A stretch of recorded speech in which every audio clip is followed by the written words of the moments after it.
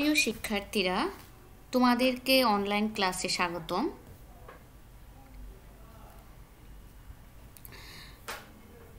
তোমাদের সাথে আজকে যে বিষয়টি ক্লাস নিব সেটি হচ্ছে ব্যবসা সংগঠন ও ব্যবস্থাপনার দ্বিতীয় পত্র। আর এই সাবজেক্টের ক্লাসটি নিব আমি ইয়াসমিন আক্তার, প্রভাষক, ব্যবস্থাপনা বিভাগ, সরকারি বাংলা কলেজ। আর আজকে যে অধ্যায়ের ক্লাস নিব সেটির নাম হচ্ছে ব্যবস্থাপনার ধারণা। ব্যবস্থাপনার ধারণা এর আগে আমরা একটি ক্লাস নিয়েছিলাম, কয়েকটি টপিকের ক্লাস নিয়েছিলাম। আজকে যে টপিকগুলি ক্লাস নিব তার মধ্যে একটি হচ্ছে ব্যবস্থাপনার গুরুত্ব। কেন আমরা ব্যবস্থাপনা বিষয়ে জানব, ব্যবস্থাপনা বিষয়ে গুরুত্বপূর্ণ, কেন ব্যবস্থাপনা গুরুত্বপূর্ণ সেই সম্পর্কে আমরা জানব। আমরা জানি যে ব্যবস্থাপনা ব্যক্তি, পরিবার, প্রতিষ্ঠান, সমাজ, ধর্ম, রাষ্ট্র সব ক্ষেত্রেই এটা প্রয়োজনীয়তা আমরা দেখতে পাচ্ছি। এবং বর্তমান যে গ্লোবালাইজেশনের যুগ, সেই যুগে যদি কোনো প্রতিষ্ঠানকে সাফল্যের চূড়ায় উঠতে হয়, প্রতিযোগিতামূলক এই পরিবেশে তাকে চ্যালেঞ্জের সাথে টিকে থাকার জন্য অবশ্যই ব্যবস্থাপনা প্রয়োগ করতে হবে। আচ্ছা, এখন আমরা জানবো ব্যবস্থাপনার বৈশিষ্ট্যগুলি, এই গুরুত্বগুলি। দেখো, প্রথমে যে গুরুত্বপূর্ণ সেটা হচ্ছে সহজে লক্ষ্য অর্জন। ব্যবস্থাপনার প্রথম যে গুরুত্বপূর্ণ একটা হচ্ছে সহজে লক্ষ্য অর্জনের জন্য ব্যবস্থাপনা অবশ্যই আমাদের প্রয়োজন। আচ্ছা, এখন আমরা বলবো লক্ষ্যটা কি? আসলে প্রতিষ্ঠান বা ব্যক্তির ইচ্ছা বা কাঙ্ক্ষিত ফলকে লক্ষ্য বলা হয়ে থাকে। এবং এই লক্ষ্য অর্জনের জন্য ছোট ছোট মাইল ফলক যেগুলি, সেগুলিকে বলা হয়ে থাকে উদ্দেশ্য। আর এই লক্ষ্য উদ্দেশ্য অর্জন করার জন্য ব্যবস্থাপনার মাধ্যমে সহজে পরিকল্পনা তৈরি, সংগঠিতকরণ মানে ব্যবস্থাপনার কাজগুলি করতে হবে। তাহলেই সহজে লক্ষ্য এবং উদ্দেশ্য অর্জিত হবে। তারপরে যেটা 2 নম্বর হচ্ছে উপকরণাদির সুষ্ঠু ব্যবহার। আচ্ছা, কোনো কাজ করতে হলে যেসব উপাদান, যেমন আমরা 6M পড়েছি, যেমন ভূমি, শ্রম, মূলধন, সংগঠন, হ্যাঁ, আরও কি যে উপাদানগুলি আছে, মেথড, মার্কেট, মানি, হ্যাঁ, এগুলি যদি যথাযথ ব্যবহারের জন্য অবশ্যই ব্যবস্থাপনার যে কার্যাবলীগুলি আছে, 7টি কার্যাবলী, সেটা ব্যবহার করতে হবে। আর এই উপকরণটির সুষ্ঠু ব্যবহারের মাধ্যমেই কিন্তু একটি প্রতিষ্ঠানের লক্ষ্য অর্জন। আর এই সুষ্ঠু ব্যবহারের জন্য প্রয়োজন হচ্ছে ব্যবস্থাপনা কার্যাবলীগুলির সফল প্রয়োগ। আরেকটি হচ্ছে উত্তম সম্পর্ক প্রতিষ্ঠা। আচ্ছা, প্রতিটি প্রতিষ্ঠানে যেটা বিভিন্ন পক্ষ থাকে, যেমন মালিক, ব্যবস্থাপক, শ্রমিক, কর্মী, ক্রেতা, ভোক্তা, সরবরাহকারী। এখন যদি প্রতিষ্ঠান লক্ষ্য অর্জন করতে হয়, যে কোনো লক্ষ্য অর্জন করতে হলে এসব পক্ষের সাথে আমাদের সুসম্পর্ক করতে হবে। আর এই সুসম্পর্কের জন্য কি প্রয়োজন? ব্যবস্থাপনা প্রয়োজন। এই পক্ষগুলোর সাথে যদি কোনো মতবিরোধ হয়ে থাকে তাহলে কিন্তু সাফল্য অর্জিত হবে না। তাই ব্যবস্থাপনার কাজ বিভিন্ন ব্যক্তি ও পক্ষের সাথে প্রতিনিয়ত যোগাযোগ করা। আর যখন এই যোগাযোগ করা হয়ে থাকে তখন কিন্তু উত্তম সম্পর্ক প্রতিষ্ঠা হয়। আর যে কর্মসংস্থানের সুযোগ সৃষ্টি, মানুষের কাজ করার নতুন নতুন ক্ষেত্র কিন্তু তৈরি করাকে বলা হয়ে থাকে কর্মসংস্থান। আর ব্যবস্থাপনার মাধ্যমে প্রতিষ্ঠান কিন্তু সম্প্রসারণ, সাফল্য অর্জিত হয়। আর এটা নতুন ব্যবসা প্রতিষ্ঠানকে সম্প্রসারণ করে, নতুন ক্ষেত্র উন্মোচন হয় এবং নতুন নতুন প্রতিষ্ঠান গড়ে তোলা হয়। আর যার মাধ্যমে কর্মসংস্থানের সুযোগ সৃষ্টি হয়, দেশে বেকার সমস্যা সমাধান হয়ে থাকে। আরেকটি গবেষণা ও উন্নয়ন। গবেষণা নতুন কোনো সিদ্ধান্ত পৌঁছানোর বা নতুন কোনো বিষয় প্রতিষ্ঠা করার জন্য পদ্ধতিগত অনুসন্ধানকে আমরা বলে থাকি গবেষণা। আর এই প্রতিযোগিতা মোকাবেলা, ক্রেতাদের পরিবর্তনশীল চাহিদা পূরণ, নতুন পণ্য উৎপাদন, এগুলোর জন্য কি প্রয়োজন? গবেষণা ও উন্নয়ন প্রয়োজন। আর এই গবেষণা উন্নয়ন কাজে সহায়তা করে কিন্তু ব্যবস্থাপনার কাজগুলি। আরেকটি দক্ষতা বৃদ্ধি। সময়, অর্থ, প্রচেষ্টা অপচয় না করে ফলাফল অর্জন করার সামর্থ্যকে, যেমন কেউ যদি দক্ষ ব্যক্তি হয়ে থাকে সে কিন্তু দক্ষতার সাথে খুব ভালোভাবে কাজ করতে পারবে। আর কেউ যদি অদক্ষ হয়ে থাকে তাহলে কিন্তু সেই যন্ত্রপাতি সব কিছু নষ্ট করে দেবে। তাহলে কিন্তু সময় এবং অর্থ সব কিছুই সে কিন্তু নষ্ট হচ্ছে এবং ফলশ্রুতিতে সাফল্য কিন্তু অর্জিত হচ্ছে না। এই জন্য দক্ষতা বৃদ্ধির জন্য কর্মীদেরকে কি করা হয়, প্রশিক্ষণ দেওয়া হয়ে থাকে যেন দক্ষতা বৃদ্ধি হয়। আর দক্ষতা বৃদ্ধি পেলেই কিন্তু কাজ সম্পাদনে কাজ করতে গেলে ভুল ত্রুটিগুলি কম হয়ে থাকে। আর ভুল ত্রুটি কম হলেই ফলে নির্ধারিত সময়ে, নির্ধারিত অর্থে, নির্ধারিত বাজেটে খুব দক্ষতার সাথে উপকরণদি যেগুলি আছে সেগুলি ব্যবহার করে সাফল্য অর্জন করা সহজ হয়ে যায়। আরেকটি হচ্ছে শৃঙ্খলা ও নিয়মানুবর্তিতা। শৃঙ্খলা যোগ্য ব্যক্তিকে যোগ্য কাজে নিয়োগ এবং উপযুক্ত বস্তুকে উপযুক্ত স্থানে স্থাপন করাকে আমরা শৃঙ্খলা বলে থাকি। ঊর্ধ্বতন কর্তৃপক্ষ কী করে? ঊর্ধ্বতন কর্তৃপক্ষের প্রতি যথাযথ আচরণ, শ্রদ্ধাবোধ, আনুগত্য প্রদর্শন করাই আমরা এটাকে বলি কি, নিয়মানুবর্তিতা। প্রতিটি স্তরে এবং কাজে শৃঙ্খলা নিয়মানুবর্তিতা থাকা উচিত। আর যদি শৃঙ্খলা না থাকে, বিশৃঙ্খল একটা পরিবেশ সৃষ্টি হবে, হ্যাঁ, তাহলে কিন্তু সাফল্য অর্জিত হবে না। আরেকটি হচ্ছে সামাজিক উন্নয়ন, যেমন হচ্ছে ন্যায্য মূল্যে মানসম্পন্ন পণ্য ও সেবা প্রদান, অবকাঠামোগত উন্নয়ন, গরিব ও মেধাবী শিক্ষার্থীদের আর্থিক সহায়তা দিয়ে ব্যবস্থাপনা সামাজিক উন্নয়নের দায়িত্ব পালন করে থাকে। এছাড়া বেকার যুবকদের কর্মসংস্থানের সুযোগ করেও কিন্তু সামাজিক উন্নয়ন করা যায়। এখন আমরা জানবো আরেকটি টপিক, সেটি হচ্ছে ব্যবস্থাপনার আওতা। ব্যবস্থাপনা কোথায়, কোন কোন ক্ষেত্রে আসলে আমরা প্রথমেই বলেছি, ব্যবস্থাপনা হচ্ছে ব্যক্তি, রাষ্ট্র, সমাজ, পরিবার, সর্বক্ষেত্রে, ধর্ম, পুরো বিশ্বে, আন্তর্জাতিক ক্ষেত্রে, সর্বক্ষেত্রে কিন্তু ব্যবস্থাপনা আছে। তারপর আমরা দেখতে পারি, এখন আমরা সংগঠনের ভিত্তিতে আমরা ব্যবস্থাপনা, আচ্ছা প্রথমে যেহেতু ব্যবস্থাপনা ম্যানেজমেন্ট ইজ ইউনিভার্সাল, এটা হচ্ছে সক্রেটিস বলেছেন, ম্যানেজমেন্ট ইন ইউনিভার্সাল, সে অনেক আগে। কিন্তু আসলেই বাস্তবে হচ্ছে ব্যবস্থাপনা হচ্ছে সর্বত্র, সর্বজনীন, সর্বক্ষেত্রে, সর্বস্থানে এটা ব্যবহার হয়ে থাকে। তাহলে আমরা এখন প্রথমে দেখছি সংগঠনের ভিত্তিতে ব্যবস্থাপনা। সংগঠন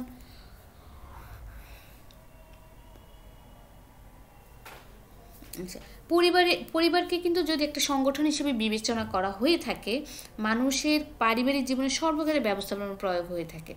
দৈনন্দিন কাজ, যেমন রান্নাঘরে কেউ রান্না করতে গেলেও কি করতে হবে, কিভাবে করতে হবে, কি কি মশলা লাগবে, কি কি তরকারি রান্না করা হবে,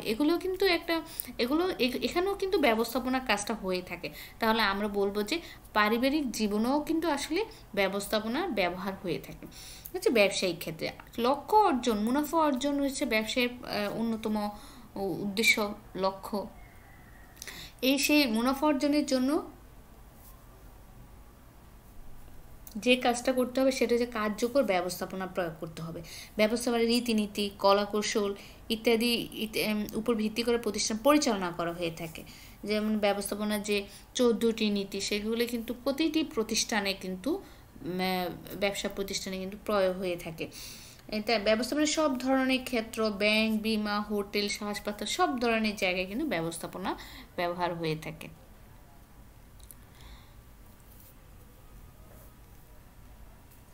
আরেকটি হচ্ছে সামাজিক ও ধর্মীয় সংগঠনে।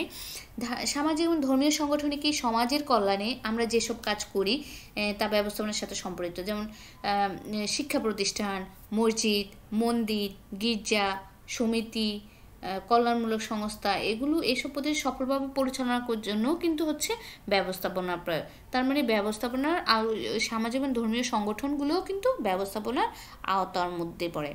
আরেকটি হচ্ছে রাজনৈতিক ক্ষেত্রে, যেমন রাজনৈতিক দলকে রাজনৈতিক সংগঠন হিসেবে গণ্য করা হয়। আর পুরো বিশ্বেই কিন্তু হচ্ছে রাজনৈতিক সংগঠন রয়েছে। জনসমর্থন পাওয়ার জন্য এদের মধ্যে তীব্র প্রতিযোগিতা দেখা দেয়। যদি ব্যবস্থাপনা না থাকে তাহলে এই যে জনসমর্থনের যে লক্ষ্য, সেটা কিন্তু অর্জন করতে পারবে না। তাহলে আরেকটি হচ্ছে রাষ্ট্রীয় প্রতিষ্ঠান পরিচালনার ক্ষেত্রে। রাষ্ট্রীয় প্রতিষ্ঠান যেমন হচ্ছে ইউনিয়ন পরিষদ, উপজেলা, জেলা পরিষদ, সিটি কর্পোরেশন প্রতিষ্ঠান যেগুলো আছে, আর হচ্ছে বাংলাদেশ ব্যাংক, বাংলাদেশ রেলওয়ে, আরও কতগুলি প্রতিষ্ঠান আছে যেগুলি সফলভাবে পরিচালনা করার জন্য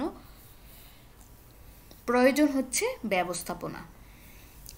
তাছাড়া আরেকটি রয়েছে আন্তর্জাতিক ক্ষেত্রে আন্তর্জাতিক যে বর্তমান বিশ্বায়নের যুগে আন্তর্জাতিক ক্ষেত্রে বিভিন্ন ধরনের সংগঠন আছে, যেমন হচ্ছে IMF, international monetary fund, WHO, world health organisation, আর হচ্ছে তারপর IDB, ইউনিসেফ, UNDP, হ্যাঁ, এই সংস্থাগুলি, ADB, এই সংগঠনগুলো পরিচালনার ক্ষেত্রেও কিন্তু এই সংগঠনগুলি পরিচালনার ক্ষেত্রেও কিন্তু হচ্ছে ব্যবস্থাপনা প্রয়োগ হয়ে থাকে।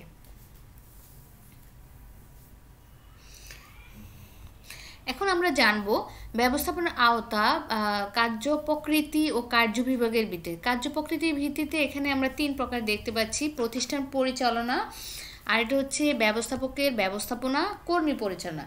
প্রতিষ্ঠান পরিচালনা করতে গেলে প্রতিষ্ঠান নিয়োজিত যে উপায়, উপকরণ ও সম্পদের সুষ্ঠু ব্যবহারকে আমরা প্রতিষ্ঠান পরিচালনা করা বোঝাই। এবং প্রতিষ্ঠান লক্ষ্য অর্জনের জন্য পরিকল্পনা প্রণয়ন করা, এটি বাস্তবায়নের জন্য কিন্তু সংগঠিতকরণ, কর্মী সংস্থান, নির্দেশনা, যোগাযোগ, প্রেষণা, সমন্বয় সাধনে নিয়ন্ত্রণমূলক কাজগুলি করতে হয়।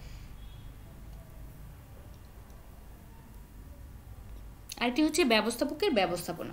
বলছে বিভিন্ন বিভাগে নির্বাহী ব্যবস্থাপক কর্মরত থাকেন এবং প্রতি সর্বোচ্চ স্তর থেকে সর্বনিম্ন স্তরে নিয়োজিত সমন্বয়কারীও ব্যবস্থাপনা আওতাভুক্ত।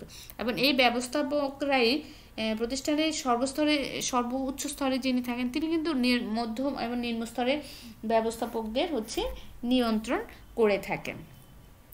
আরেকটি হচ্ছে কার্য বিভাগের ভিত্তিতে ব্যবস্থাপনা। কার্য বিভাগটা কেমন? আরেকটা রয়েছে কি কর্মী পরিচালনা। কর্মী পরিচালনা, প্রতিটি প্রতিষ্ঠানে কর্মী রয়েছে, কর্মীদের মিড লেভেল একদম লোয়ার লেভেলে যে ম্যানেজমেন্ট তারা কিন্তু হচ্ছে কর্মীদেরকে পরিচালনা করে থাকে, তাহলে ব্যবস্থাপনার কৌশল অবলম্বন করে। এবং কর্মী পরিচালনা সংক্রান্ত সব কৌশলই কিন্তু হচ্ছে ব্যবস্থাপনার আওতাভুক্ত।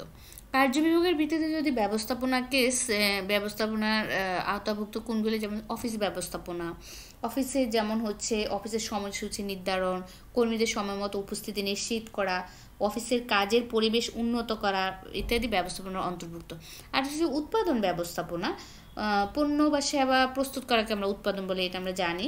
উৎপাদন ব্যবস্থাপনার আওতা হচ্ছে কী কী পণ্য কখন কিভাবে, কী কী কাঁচামালের প্রয়োজন, উৎপাদন পদ্ধতি কী, উৎপাদন পণ্য কোথায় সংরক্ষণ করা হবে ইত্যাদি যত পরিকল্পনা করা হয় বা এই সম্পর্কিত যত কাজ করা হয় তা উৎপাদন ব্যবস্থাপনার অন্তর্ভুক্ত। এটাও কিন্তু ব্যবস্থাপনার এভরিহোয়ার আমরা যেটাকে বলেছি। এটা হচ্ছে বাজারজাতকরণ ব্যবস্থাপনা। আচ্ছা, এখন আমরা বলি বাজার সর্বোচ্চ ক্রেতা ভ্যালু সৃষ্টি করা, লাভজনক ক্রেতা সম্পর্ক, মানে ভবিষ্যতে ক্রেতা সৃষ্টি করা, হ্যাঁ, এটাকে আমরা বাজারজাতকরণ বলে থাকি। এর মাধ্যমে উৎপাদিত পণ্য চাহিদা অনুযায়ী ক্রেতা ভোক্তার কাছে সরবরাহ করা এবং প্রচার মাধ্যম নির্বাচন করা, বন্টন প্রণালী নির্ধারণ করা। বন্টন প্রণালী যেমন পাইকারি, খুচরা ব্যবসায়ী, ডিলার, প্রতিনিধি, এগুলি কি হবে, মূল্য নিরূপণ করা, প্যাকেজিং করা, মোড়কীকরণ করা, হ্যাঁ, গুদামজাত করা ইত্যাদি হচ্ছে বাজারজাতকরণ ব্যবস্থাপনার অন্তর্ভুক্ত। আর হচ্ছে মানব সম্পদ, HRM, এটা একদম পুরো বিশ্বে এই নিয়ে পড়াশোনা করে, মানে হিউম্যান বিইং যে আচরণ, এটা সত্যি বৈচিত্র্য এবং এটা কন্ট্রোল করা অনেক টাফ, ডিফিকাল্ট। তো এখন দেখো, প্রতিটা প্রতিষ্ঠানে কিন্তু মানব সম্পদ ব্যবস্থাপনার আলাদা বিভাগ থাকে। মানব সম্পদ ব্যবস্থাপনার জন্য শুধু যে হচ্ছে নিয়োগ দেওয়া, তারপরে হচ্ছে অবসরণে আসে এটা না, কর্মী নিয়োগ, প্রশিক্ষণ, উন্নয়ন, মূল্যায়ন, পদোন্নতি, পদবি ট্রান্সফার সব কিছুই কিন্তু এই মানব সম্পদ ব্যবস্থাপনা বিভাগে অন্তর্ভুক্ত। আর হচ্ছে আচ্ছা, আর্থিক ব্যবস্থাপনা। আর্থিক যে অর্থ সংগ্রহ, লাভজনক খাতে দক্ষ কার্যকর ব্যবহার, কোথায় বিনিয়োগ করবে, কত টাকা বিনিয়োগ করবে, কোন খাতে ঝুঁকি বেশি, হ্যাঁ, ইত্যাদি। এর মাধ্যমে কোথা থেকে অর্থ সংগ্রহ করা হবে, তারপরে সংগৃহীত অর্থ ব্যয়ের পদ্ধতি কী ইত্যাদি, আবার হিসাব নিরীক্ষা করা, এসব সবই কিন্তু হচ্ছে, এবং এই সংক্রান্ত অর্থ সংগ্রহ যত আর্থিক পরিকল্পনা আছে সবই কিন্তু আর্থিক ব্যবস্থাপনার অন্তর্ভুক্ত হয়ে থাকে।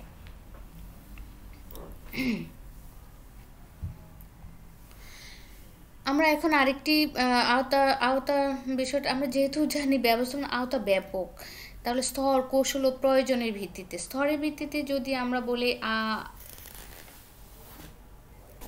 ব্যবস্থাপনার আওতা, ব্যবস্থাপনা আমরা স্তর জানি যে আমরা 3 ধরনের স্তর আছে। একটা হচ্ছে উচ্চ স্তরে ব্যবস্থাপনা, আরেকটা হচ্ছে মধ্যম স্তরের ব্যবস্থাপনা, আরেকটা হচ্ছে নিম্ন স্তরের ব্যবস্থাপনা।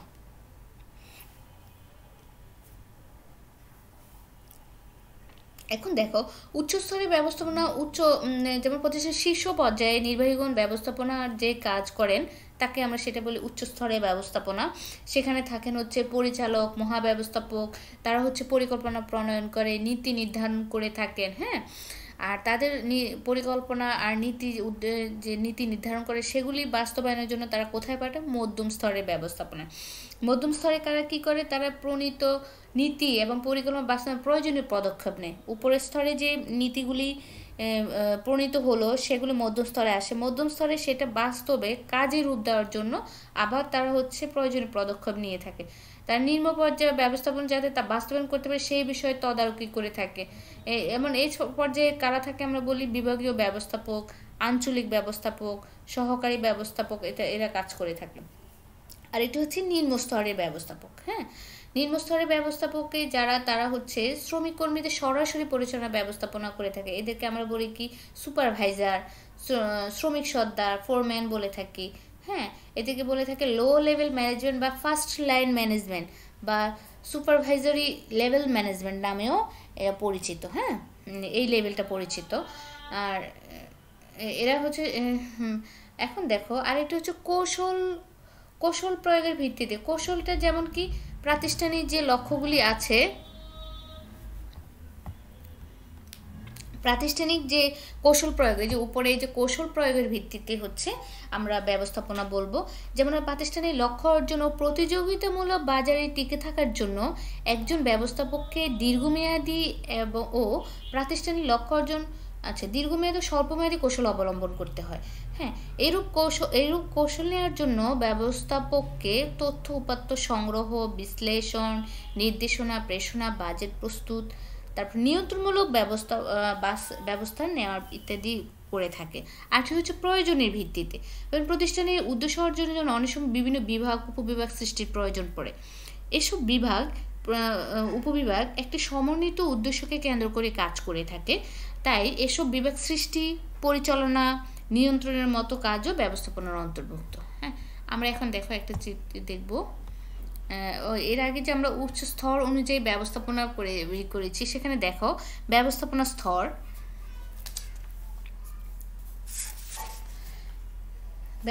স্তর।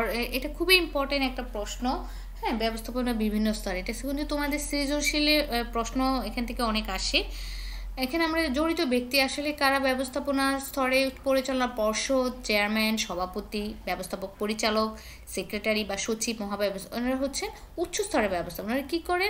ওনারা হচ্ছে প্রতিষ্ঠান লক্ষ্য প্রতিষ্ঠা করে, নীতি নির্ধারণ করে, দীর্ঘমেয়াদী পরিকল্পনা প্রণয়ন করে, আর হচ্ছে পর্যবেক্ষণ করে থাকে।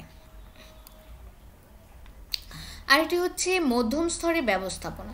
মধ্যম স্তরের ব্যবস্থাপনা কারা? যারা হচ্ছে মহাব্যবস্থাপক, সহকারী মহাব্যবস্থাপক, আঞ্চলিক ব্যবস্থাপক, কারখানা ব্যবস্থাপক, তারপর বিভাগীয় ব্যবস্থা যেমন উৎপাদন ব্যবস্থাপক, ক্রয় ব্যবস্থাপক, বিক্রয় ব্যবস্থা, মানব সম্পদ ব্যবস্থাপক। এটা হচ্ছে মধ্যম স্তরের। আর এরা কি করে থাকে? উচ্চ স্তরের ব্যবস্থাপনার প্রতি গৃহীত পরিকল্পনা ও কর্মসূচি বাস্তবায়নের জন্য প্রয়োজনীয় পদক্ষেপ নিয়ে থাকে। আর নিম্ন স্তরের ব্যবস্থাপনা বা প্রথম সারির ব্যবস্থাপনা, ফার্স্ট লাইন ম্যানেজমেন্ট যাদেরকে বলা হয়ে থাকে, তারা কারা? তারা হচ্ছে শাখা ব্যবস্থাপক, সহকারী ব্যবস্থাপক, কারখানার সুপারভাইজার, তত্ত্বাবধায়ক, ফোরম্যান, শ্রমিক সর্দার বা অফিস বলে থাকে। আর এরা হচ্ছে মধ্যম স্তরের ব্যবস্থাপনা কর্তৃক প্রণীত কর্মসূচি বাস্তবায়ন ও কর্মীদের কাজ তদারকি করে। এখন যদি তোমাদের একটা চিত্র দিতে বলে যে কারা কোন ধরনের কাজ বেশি করে থাকে, উচ্চ স্তরে যারা কাজ করে থাকে তারা হচ্ছে শারীরিক শ্রমটা হচ্ছে কম দেয় আর মানসিক শ্রমটা বেশি দেয়। এই স্তরে মানসিক তুমি চিত্র দিয়ে। আর হচ্ছে মধ্যম স্তরে যারা তার মানসিক এবং শারীরিক মোটামুটি লেভেলে করে থাকে। আর নিম্ন স্তরে যে ব্যবস্থাপনা তারা হচ্ছে শারীরিক শ্রমটা বেশি দিয়ে থাকে, হ্যাঁ, মানসিক থেকে।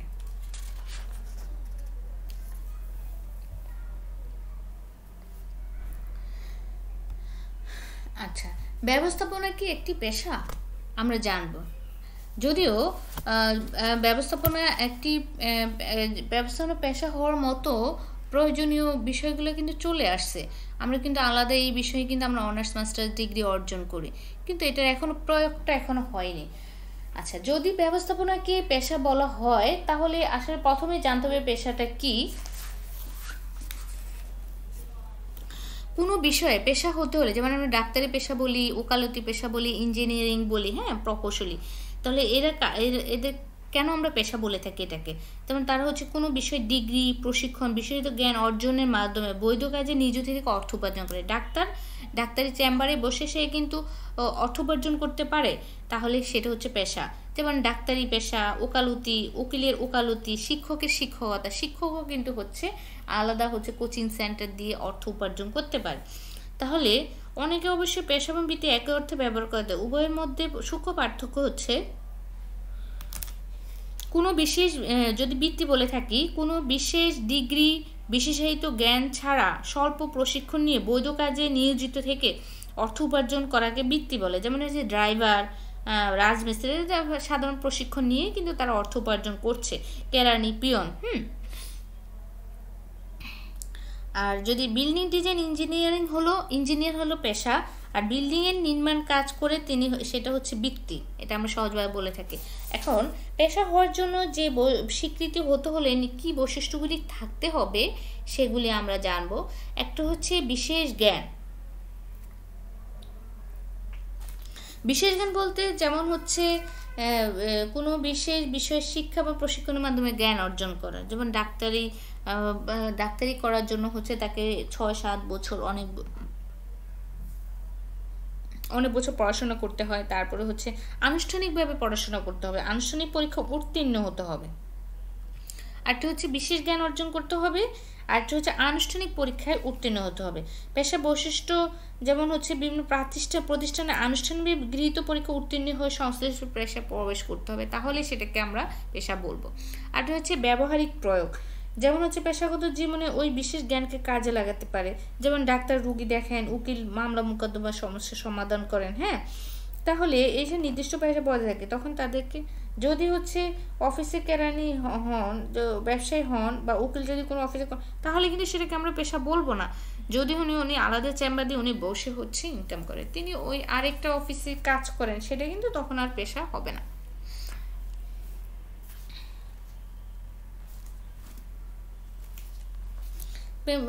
তা উকিল যদি কোনো অফিসে কেন, তাহলে কিন্তু পেশা। আর নির্দিষ্ট পেশা বজায় থাকে না, তাদেরকে তখন পেশাজীবীও বলা যায় না। আর হচ্ছে নীতিজ্ঞান। পেশাদারদের নীতিজ্ঞান ও ন্যায় নিষ্ঠতার উপর বেশি গুরুত্ব আরোপ করতে হয়। যেমন তাদের একটি নৈতিক আচরণ বিধি কিন্তু আছে তাদের, এবং এ আলোকে তাদের সাধ্যমতো সমাজের সকলের স্বার্থ রক্ষা এবং বিভিন্ন বিষয়ে মানুষকে পরামর্শ দিয়ে সাহায্য করে থাকেন। আর হচ্ছে আইন বা কার্যবিধির আওতায় কার্য সম্পাদন। যেমন হচ্ছে পেশাগত আচরণ নিয়ে তো বিশেষ আইন বা সংশ্লিষ্ট বিধিমালা আছে। প্রতিটি পেশার ক্ষেত্রে নিজ নিজ আইন বা কার্যবিধির আওতায় হচ্ছে কাজ করতে হয়। আরেকটি হচ্ছে সামাজিক দায়িত্ব পালন। সামাজিক দায়িত্ব পালন যে পেশায় নিযুক্ত ব্যক্তিদের সামাজিক কিছু দায়িত্ব পালন করতে হয়, যেমন সমাজের সেবা সরবরাহ করে অর্জিত অর্থের মানদণ্ডে তাদের সফলতা পরিমাপ করা যায়। আর হচ্ছে সাফল্য অর্জনের প্রচেষ্টা। একটি পেশার মধ্যে যত সফলতা ব্যর্থতা আছে, তাই পেশার নিজ ব্যক্তিকে তার পেশাগত হচ্ছে সাফল্য অর্জনের প্রচেষ্টা চলমান রাখতে হবে। যদিও আচ্ছা, আমাদের ব্যবস্থাপতির জন্য বাধ্যতামূলক কোনো সুনির্দিষ্ট পাঠ্যক্রম আচ্ছা, এই পেশায় স্বীকৃত হতে যেসব বৈশিষ্ট্য উল্লেখ করা হয়েছে, বেশিরভাগ বৈশিষ্ট্য থাকলেও সব বৈশিষ্ট্য ব্যবস্থাপনার ক্ষেত্রে দেখা যায় না। হ্যাঁ, এটা আমরা বলছি সব, তাই আমাদের দেশে প্রেক্ষাপটে পুরোপুরি পেশা হিসেবে হচ্ছে দেওয়া হয় না।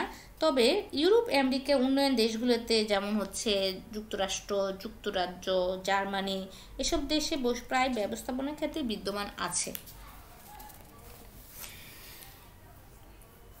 তো আমাদের দেশে হচ্ছে এই পেশাটাকে উন্নয়নের জন্য যেসব প্রতিষ্ঠানগুলি কাজ করে থাকে, আমরা সে কয়েকটি প্রতিষ্ঠানের নাম বলবো। যেমন হচ্ছে আইবিএ, এখানেই তো আমাদের সবচেয়ে বলবো ঢাকা ইউনিভার্সিটির সবচেয়ে এখানে পড়ার জন্য হচ্ছে অনেক কম্পিটিশন আইবিএতে। আর হচ্ছে বিআইবিএম, এটা হচ্ছে মিরপুরের মধ্যে আছে এই প্রতিষ্ঠানটা। এখানে কিন্তু বিভিন্ন প্রতিষ্ঠানে হচ্ছে এটা bank management, Bangladesh institute of bank management, BIBM, সেটাও কিন্তু হচ্ছে বিভিন্ন প্রতিষ্ঠানের কর্মচারীদের হচ্ছে প্রশিক্ষণ দিয়ে থাকে। হ্যাঁ, এখন এখান থেকে ডিগ্রি অর্জন করেও কিন্তু হচ্ছে ডিগ্রিও প্রদান করে থাকে। আরেকটা হচ্ছে বাংলাদেশ লোক প্রশাসন প্রশিক্ষণ কেন্দ্র, BPATC, Bangladesh public administration training centre. হ্যাঁ, এই প্রতিষ্ঠানও হচ্ছে সরকারি কর্মকর্তাদের হচ্ছে প্রশিক্ষণ দিয়ে থাকে। আর হচ্ছে national institute of public administration, Nepal, সেটাও হচ্ছে পেশাজীবীদের হচ্ছে সরকারি কর্মকর্তা হচ্ছে ওদেরকে প্রশিক্ষণ দিয়ে থাকে।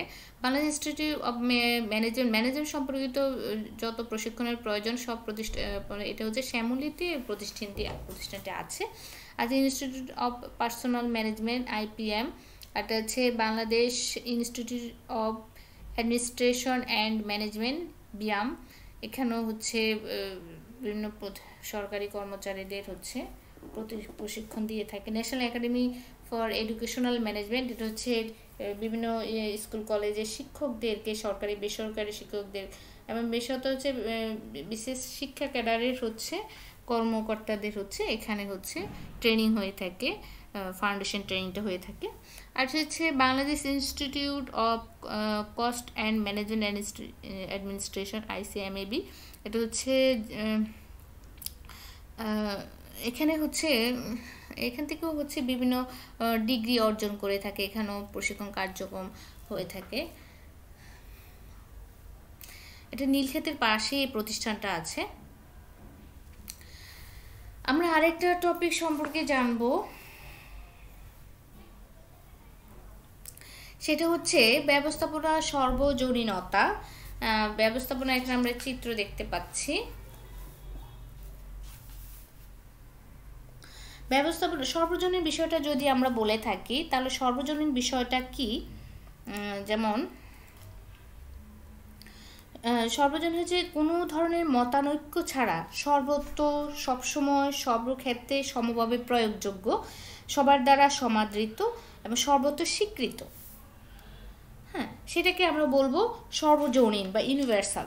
হ্যাঁ, এখন হচ্ছে সব বিষয়ে সব ধরনের সংগঠনের সাংস্কৃতিক পরিমণ্ডল উক্ত বিষয়ে প্রয়োগ হয়ে থাকে এবং ব্যবস্থাপনার প্রক্রিয়া সম্পাদিত সব কাজ, যেমন এখানে বলা হয়ে থাকে হচ্ছে পরিকল্পনা, সংগঠিতকরণ, কর্মী সংস্থান, নির্দেশনা, প্রেষণা, সমন্বয় সাধন, নিয়ন্ত্রণ, যে 7টি কাজ আছে সেগুলো যেমন সব ধরনের বড় প্রতিষ্ঠানে প্রয়োগ হয়ে থাকে, আবার একটি সাধারণ প্রতিষ্ঠানের লক্ষ্য অর্জনের ক্ষেত্রে প্রয়োগ, পরিবার থেকে রাষ্ট্র, পরিবার, ব্যক্তি, পরিবার, প্রতিষ্ঠান সর্বক্ষেত্রে কিন্তু এই ব্যবস্থাপনার কিন্তু প্রয়োগ হয়ে থাকে।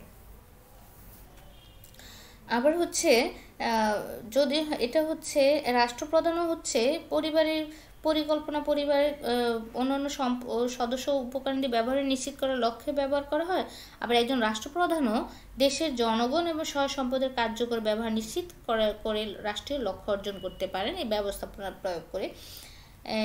এমন কোনো ক্ষেত্র নেই, প্রতিষ্ঠান নেই যা ব্যবস্থাপনা ছাড়া চলতে পারে। এজন্য হচ্ছে ব্যবস্থাপনার অস্তিত্ব সবার ক্ষেত্রে বিদ্যমান। এই জন্য হচ্ছে 2500 বছর আগে প্রখ্যাত গ্রিক দার্শনিক সেটাকে সক্রেটিস বলেছেন যে ম্যানেজমেন্ট ইজ ইউনিভার্সাল, অর্থাৎ হচ্ছে ব্যবস্থাপনা হচ্ছে সর্বজনীন।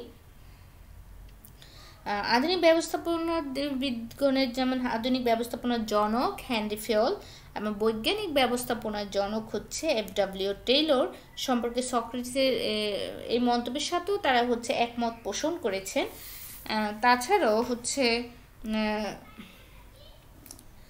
হেনরি ফেল বলেছেন যে হচ্ছে ব্যবস্থাপনার নীতিগুলো যে কোনো আকারে বা ধরনের যে কোনো প্রকৃতির প্রতিষ্ঠানের ক্ষেত্রেই প্রযোজ্য।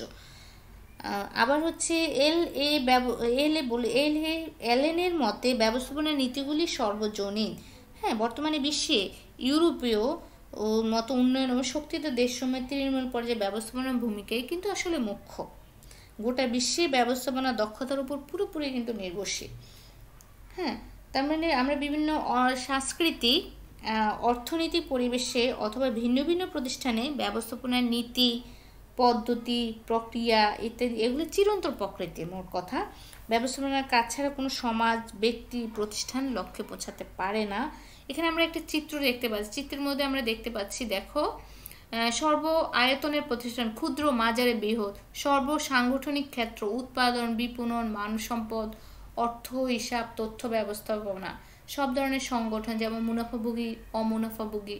হ্যাঁ, আরেকটা হচ্ছে সব সাংগঠনিক স্তর, উচ্চ, মধ্য, নিম্ন, সর্বক্ষেত্রে হচ্ছে ব্যবস্থাপনা প্রয়োগ হয়ে থাকে। এখন দেখো আমরা হচ্ছে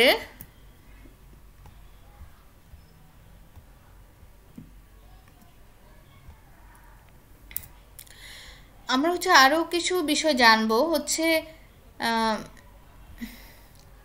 যেমন তোমরা হচ্ছে সৃজনশীল প্রশ্নের জন্য যেমন ব্যবস্থাপনা কার্যাবলী, ব্যবস্থাপনা স্তর, হ্যাঁ, সেগুলি হচ্ছে যেগুলি হচ্ছে 3 মার্কের প্রশ্ন, হ্যাঁ, সেগুলো হচ্ছে ভালো করে পড়বে এগুলোর জন্য। 4 মার্কের প্রশ্নের জন্য হচ্ছে ব্যবস্থাপনা গুরুত্ব, এটা ভালো করে তোমাদের পড়তে হবে। হ্যাঁ, আবার হচ্ছে 2 মার্কের ব্যবস্থাপনা কি পেশা, ব্যবস্থাপনা কি সর্বজনীন, হ্যাঁ, ব্যবস্থাপনা কি, হ্যাঁ, এই প্রশ্নগুলি তোমাদের পড়তে হবে। 1 মার্কের জন্য ব্যবস্থাপককে, যিনি ব্যবস্থাপনা করে থাকেন তিনি কিন্তু আসলে ব্যবস্থাপক। তারপরে কতগুলি প্রশ্ন তোমাদের জানতে হবে যেগুলো হচ্ছে জ্ঞানমূলক প্রশ্নের জন্য, সেটা হচ্ছে যেমন একটা প্রশ্ন এখানে ম্যানেজমেন্ট ইজ ইউনিভার্সাল কে বলেছেন, আমরা সেটা বলবো গ্রিক দার্শনিক সক্রেটিস, যিনি 2500 বছর আগে সেটা বলেছেন। হ্যাঁ, আবার হচ্ছে কতগুলি হচ্ছে যেমন নিম্ন স্তরে ব্যবস্থাপনা কি, উচ্চ স্তরে ব্যবস্থাপনা কি, মধ্যম স্তরে ব্যবস্থাপনা কি, ব্যবস্থাপনার যে কাজগুলি আছে 60টি কাজ, 60টি কাজেরই কিন্তু হচ্ছে তোমাদের হচ্ছে সংজ্ঞা পড়তে হবে। তারপরে হচ্ছে ব্যবস্থাপনা উপকরণগুলি কি, 6M কোনগুলি, হ্যাঁ, তারপরে তোমরা এগুলো ভালো করে জানবে। আরেকটা বলে আধুনিক ব্যবস্থাপনার জননী যদি বলে থাকে ম্যারি পার্কার পলেট, ওনাকে বলা হয়ে থাকে আধুনিক ব্যবস্থাপনার জনক। হ্যাঁ, আর হচ্ছে প্রথম নারী, যদি ব্যবস্থাপনার বিষয়ে প্রথম নারী হচ্ছেন লিলিয়ান ইভেলিন মুলার গিলভ্রেথ, উনিকে ব্যবস্থাপনার প্রথম নারী, আর জননী বলা হয়ে থাকে ম্যারি পার্কার পলেটকে বলা হয়ে থাকে। হ্যাঁ, এগুলো একটু ভালো করে জানবে। তারপরে বৃত্তি কি, বৃত্তি হচ্ছে কোনো বিষয়ে, তো বৃত্তি এবং পেশাটা কি যদি বলে থাকে, পার্থক্যটা কি, প্রাতিষ্ঠানিক শিক্ষাকে কর্মক্ষেত্রে কাজে লাগিয়ে অর্থ উপার্জন করাকে পেশা বলে থাকে। হ্যাঁ, যেমন ডাক্তারের ডাক্তারি, উকিলের উকালতি। আবার বৃত্তিটা যেমন আগে বলেছি কোনো বিশেষায়িত জ্ঞান ছাড়াই স্বল্প প্রশিক্ষণ নিয়ে কোনো বৈধ কাজে নিয়োজিত থাকাকে আমরা অর্থ উপার্জন করাকে আমরা বৃত্তি বলে থাকি। যেমন যারা হচ্ছে মেকানিক্যালসের কাজ করে থাকে বা বিভিন্ন দেখবা হচ্ছে ড্রাইভার, রাজমিস্ত্রির কাজ করে থাকে, সেটাকে আমরা বলবো বৃত্তি। তারা হচ্ছে কোনো বিষয়িত জ্ঞান ছাড়াই মানে স্বল্প প্রশিক্ষণ নিয়ে কাজগুলি করে বৈধ উপায়ে অর্থ উপার্জন করে। যদি বলে সর্বজনীন কি, সর্বত্র সর্বক্ষেত্রে সমভাবে প্রয়োগযোগ্য এবং সবার দ্বারা গ্রহণযোগ্য, সেটাকে বলে সর্বজনীন। আরেকটি প্রশ্ন হতে পারে ব্যবস্থাপনার প্রথম কাজ কি, পরিকল্পনা। ব্যবস্থাপনার শেষ কাজ কি, নিয়ন্ত্রণ। নিয়ন্ত্রণের পরবর্তী কাজ কি, পরিকল্পনা। আচ্ছা, আমরা আরেকজন কে জানবো। যদি বলে কর্মী ব্যবস্থাপনার জনককে, তোমাদের রবার্ট ওয়েনকে হচ্ছে কর্মী ব্যবস্থাপনার জনক বলা হয়ে থাকে। তিনি হচ্ছে যখন হচ্ছে শিল্প বিপ্লব শুরু হয়, শিল্প বিপ্লবটা কখন শুরু হয়, যদি বলে শিল্প বিপ্লবটা কখন শুরু হয় তোমরা বলতে পারবে? শিল্প বিপ্লবটা শুরু হয়ে থাকে হচ্ছে 1750 সাল থেকে 1850 সালের দিকে। তখন অনেক বেশি পরিমাণ উৎপাদনশীল প্রতিষ্ঠান, অনেক বেশি পরিমাণ উৎপাদন, অনেক বেশি পরিমাণ কর্মী, হ্যাঁ, হয়েছে। আর যার কারণে হচ্ছে অনেক বেশি পরিমাণ অব্যবস্থাপনা হয়েছে। আর তখনই কিন্তু হচ্ছে বিভিন্ন হচ্ছে এই যে ব্যবস্থাপনাবিদ, ওনারা কিন্তু হচ্ছে বিভিন্ন প্রতিষ্ঠানে তখন কাজ করতেন। সেখান থেকে তাদের যখন এই অব্যবস্থাপনা অনেক এগুলোকে সাংগঠনিকভাবে কাজ করার জন্য তারা বিভিন্ন নীতি, পদ্ধতি, কলা কৌশল প্রয়োগ করে। হ্যাঁ, তো যখন হচ্ছে কর্মক্ষেত্রে অনেক বেশি কর্মচারী হয় তখন সেখানে হচ্ছে কি তাদের কীরকম হবে, কর্মঘণ্টা কেমন হবে, তারা হচ্ছে খাবারের ব্যবস্থা থাকবে কিনা, তাদের বাসস্থান কীরকম অবস্থা হবে কর্মীদেরকে, তখন রবার্ট ওয়েন নামে একজন ব্যবস্থাপনাবিদ, তিনি হচ্ছে স্কটল্যান্ডের বিভিন্ন বস্ত্রশিল্পের ব্যবস্থাপক হিসেবে দায়িত্ব পালন করার পাশাপাশি তিনি একজন ব্যবস্থাপক কিন্তু ছিলেন। তারপরে এখন তো ব্যবস্থা সম্পর্কে বিভিন্ন নীতি পদ্ধতি হচ্ছে তিনি করেছেন। দিয়েছেন। সে তারপরে দায়িত্ব পাশাপাশি তিনি কর্মী ব্যবস্থাপনার গুরুত্বপূর্ণ অবদান রাখেন। যেমন হচ্ছে শ্রমিকদের যখন যন্ত্রের মতো ব্যবহার করতে হয়, একদম শিল্প বিপ্লবের সময় শ্রমিকদেরকে কিন্তু যন্ত্রের মতো ব্যবহার করা হতো। আর সেই সময় রবার্ট ওয়েন তার কারখানায় কর্মরত কর্মীদেরকে বয়সসীমা বাড়ানো, যেমন শিশু শ্রম বন্ধ, তিনি সেই সময় বয়সসীমা বাড়িয়ে দিয়েছেন। তারপর হচ্ছে কর্মঘণ্টা কমানো, খাবার দেওয়ার ব্যবস্থা, হ্যাঁ, ব্যবস্থাপনা, বাসস্থান এবং রাস্তাঘাট নির্মাণে যথাযথ ব্যবস্থা নেন। এবং শিল্প প্রতিষ্ঠানে তার এসব এসব গৌরবোজ্জ্বল ভূমিকার জন্য তাকে কিন্তু হচ্ছে বলা হয়ে থাকে কর্মী ব্যবস্থাপনার জন্য। তাহলে যদি বলা হয়ে থাকে কর্মী ব্যবস্থাপনার জনককে, তাহলে আমরা বলবো রবার্ট ওয়েনকে কর্মী ব্যবস্থাপনার জন্য।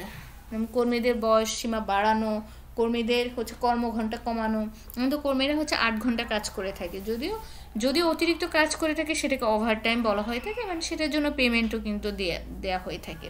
কিন্তু আগে কিন্তু সেই ব্যবস্থাটা ছিল না। তো এই জন্য হচ্ছে তাকে কি বলা হয়ে থাকে, কর্মী ব্যবস্থাপনার জনক। আর এটি হচ্ছে আরেকটি প্রশ্ন হচ্ছে ব্যবস্থাপনা চক্র। চক্র কি, এটা আমরা আগে পড়েছি। ব্যবস্থাপনার কার্যসমূহ চক্রাকারে আবর্তিত হওয়াকে ব্যবস্থাপনা চক্র বলে থাকে। হ্যাঁ, যে কাজগুলি আছে একটার পর একটা সারা জীবনই চলতে থাকবে, এই কাজগুলির কখনই শেষ হবে না। হ্যাঁ, পর্যায়ক্রমিকভাবে চলতে থাকবে। ব্যবস্থাপনার কাজগুলি কিন্তু পর্যায়ক্রমিকভাবে চলতে থাকে, তাই এটাকে ব্যবস্থাপনা চক্র বলা হয়ে থাকে। আর ব্যবস্থাপনার স্তর কয়টি? ব্যবস্থাপনার স্তর হচ্ছে 3টি: উচ্চ স্তর, মধ্যম স্তর, নিম্ন স্তর।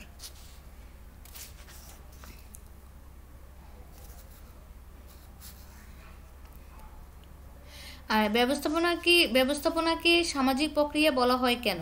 আচ্ছা, এই জন্য যদি একটু প্রশ্ন থাকে, যেমন 2 মার্কে তোমাদের প্রশ্ন হতে পারে, ব্যবস্থাপনাকে সামাজিক প্রক্রিয়া বলা হয় কেন? যেমন সামাজিক উদ্দেশ্যে সমাজে বিভিন্ন পর্যায়ে ব্যক্তিদের নিয়ে কাজ করাই হচ্ছে সামাজিক প্রক্রিয়া। হ্যাঁ, এক হচ্ছে ব্যবস্থাপনা বিভিন্ন প্রতিষ্ঠানে, যেমন প্রাতিষ্ঠানিক ব্যবস্থাপনা প্রক্রিয়ায় প্রতিষ্ঠানের অভ্যন্তরে মালিক, শ্রমিক, বাহ্যিকের ক্ষেত্রে এজেন্সি, সরবরাহকারী, ক্রেতা, বিনিয়োগকারী পক্ষকে সংশ্লিষ্টতা রয়েছে এবং সমাজ সংস্থার সব পক্ষের অংশগ্রহণের মাধ্যমে ব্যবস্থাপনা উদ্দেশ্য বাস্তবায়িত হইতে। এজন্য প্রতিষ্ঠানের যে সমাজের প্রতি তার দায়িত্ব পালন করতে হয়। হ্যাঁ, আর এই জন্য বলা হয়ে থাকে সমাজের প্রতি, যেমন সমাজের মানুষ, একটা প্রতিষ্ঠান যদি হয়, এই ব্যবস্থাপনার প্রয়োগের মাধ্যমে সমাজের মানুষের জন্য হচ্ছে ন্যায্য মূল্যে গুণগত মানসম্পন্ন পণ্য উৎপাদন করা হয়ে থাকে। হ্যাঁ, তারপরে হচ্ছে বিভিন্ন হচ্ছে প্রতিষ্ঠান সমাজের উন্নয়নের জন্য বৃত্তি প্রদান করে থাকে। আমরা দেখি ডাচ বাংলা ব্যাংক বৃত্তি প্রদান করে থাকে। আবার দেখবে ইস্টার্ন ব্যাংক কোথাও দেখলাম যে হচ্ছে কি করে বিউটিফিকেশনের কাজ করে থাকে। রাস্তার যে ফুলের আমরা দেখি, ফুলের গাছগাছালি দেখি, সেগুলোও কিন্তু একটা প্রতিষ্ঠান করে থাকে। হ্যাঁ, এগুলো কিন্তু সামাজিক কাজ, সমাজের উন্নয়ন করে থাকেন সমাজের মানুষের প্রতি। এছাড়াও হচ্ছে ব্যবসা প্রতিষ্ঠানগুলোই হচ্ছে কি করে থাকে, যেমন হচ্ছে পরিবেশ যেহেতু দূষিত না হয় সেজন্য হচ্ছে একদম বাহিরে যে শহর আবাসিক এলাকার বাহিরে যে প্রতিষ্ঠান স্থাপন করছেন, এটাও কিন্তু সামাজিক কাজ করে থাকে। তাহলে আমরা বলতে পারি যে ব্যবস্থাপনা হচ্ছে আর এই যে কাজগুলি করার জন্য কিন্তু ব্যবস্থাপনার যে কাজগুলি হয়ে থাকে, ব্যবস্থাপনার কাজগুলিও কিন্তু প্রয়োগ হয়ে থাকে। তাহলে আমরা বলবো এটাকে সামাজিক ব্যবস্থাপনা হচ্ছে একটি সামাজিক প্রক্রিয়া। আরেকটি প্রশ্ন আমরা বলবো, এগুলো কিন্তু ওই যে আমরা বৈশিষ্ট্যের মধ্যে পড়েছি, কার্যবলী, এক একটি পয়েন্টই কিন্তু এক একটি প্রশ্ন। হ্যাঁ, যেমন হচ্ছে ব্যবস্থাপনা কি বিজ্ঞান ও কলা, আমরা কিন্তু এটা পড়েছি, বিজ্ঞান ও কলা বৈশিষ্ট্যের মধ্যে পড়েছি। বিজ্ঞান ও কলা উভয়। প্রথমে বিজ্ঞান বলা হয়েছে কোনো বিষয়ে সুসংগঠিত জ্ঞান যা পরীক্ষা নিরীক্ষার মাধ্যমে পাওয়া যায়। আবার তেমনি হচ্ছে ব্যবস্থাপনা কার্যাবলী, নীতিমালায় তথ্যকে এক ধরনের বিশেষ জ্ঞান যা গবেষণার মাধ্যমে উদ্ভব করা হয়েছে। আবার কলা হচ্ছে এক ধরনের কৌশল যা অর্জিত জ্ঞানকে প্রয়োগ করে। আর ব্যবস্থাপনার যে নীতিমালা ও কৌশলসমূহ সেগুলোও কিন্তু বিভিন্ন প্রতিষ্ঠানে প্রয়োগ করে সমস্যার সমাধান করা হচ্ছে।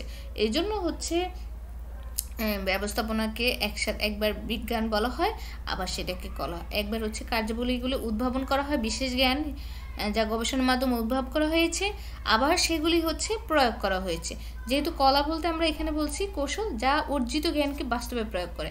এখানেও ব্যবস্থাপনা হচ্ছে আমরা দেখতে পাচ্ছি যে অর্জিত জ্ঞানকে হচ্ছে বাস্তবে প্রয়োগ করছে। তাহলে আমরা এখানে ব্যবস্থাপনাকেও বিজ্ঞান ও কলার সমন্বিত রূপ বলতে পারি।